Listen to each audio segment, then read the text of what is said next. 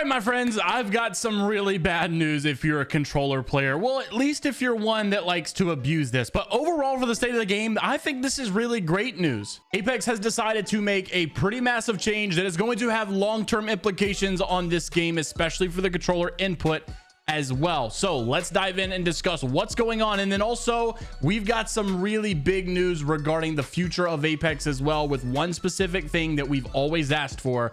We've got a final answer for it, and it's not good. So let's dive into it. Of course, like the video, subscribe to the channel if you want to stay up to date with all things going on in the Apex Legends news scene. I have a statement to make really quick. Earlier, I was playing Call of Duty. Someone reached out to me on Discord and said, no way, this is the real JMeyels. I was in an LFG Discord server. I accidentally clicked, I swear on my life, I clicked do not accept request, and I did not mean to. I really wish I would have got to respond to you, but thank you so much for recognizing me, and I wish I could have responded. So if you see this video, then what's up, dude? So firstly, this is one big bombshell that a lot of people are not going to be happy about, but I know a lot of you guys have a very strong opinion on this. We have spoke about this in the past, and Apex Legends Solos mode has a final verdict. We've heard all kind of stuff in the past with them making an article saying never say never. Maybe we'll have a way to bring it back. But no, they are not ever going to bring it back. According to Alpha Intel, there was an interview obviously with Game Informer, and they spoke with Respawn, and that solo mode is never returning to Apex Legends. Respawn says this is a squad-based game, and of course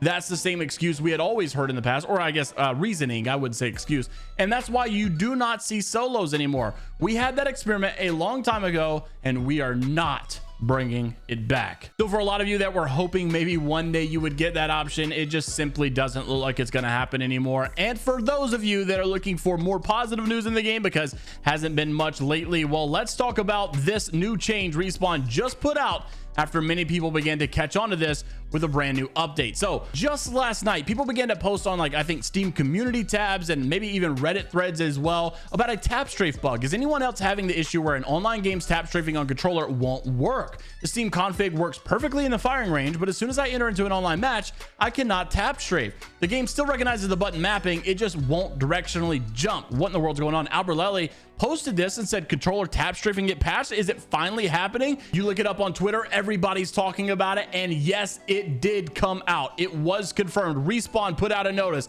Heads up, Legends, we have been rolling out some changes to Apex to better protect the game's competitive integrity. We are making changes to remove automated strafing on controller, and we'll also be making changes to prevent chaining CFG files via the auto exec command during the game time. And in other words, we are disabling the ability to use of some configs that would allow for a greater range of movement that is usually possible within the game. We want to be clear, the use of third-party tools, hardware, firmware, or software that automates game mechanics for a competitive edge over other Apex players is considered cheating and is unacceptable. They have now called configs cheating for controller players. So if you are using configs as a controller player, it is cheating, and they are basically dialing down on that. As such, we will continue to evaluate potential exploits and take further action as needed. Really good W sign, in my opinion, coming from Apex with this. I am really happy about this, and I'm glad, if you guys have not heard the news already, I am switching back to mouse and keyboard. This is not based off this news, by the way. I made this decision about 2 or 3 days ago, and I'm very excited about it because Apex has felt fun again, and you guys know that I'm all about trying to move things around and keep the game feeling fresh. And yes, I have switched back to mouse and keyboard. I actually ran into a guy the other day who told me that my name was actually similar to a YouTuber who does Apex news, and I'm like, no way, really? That's crazy. What's his name? And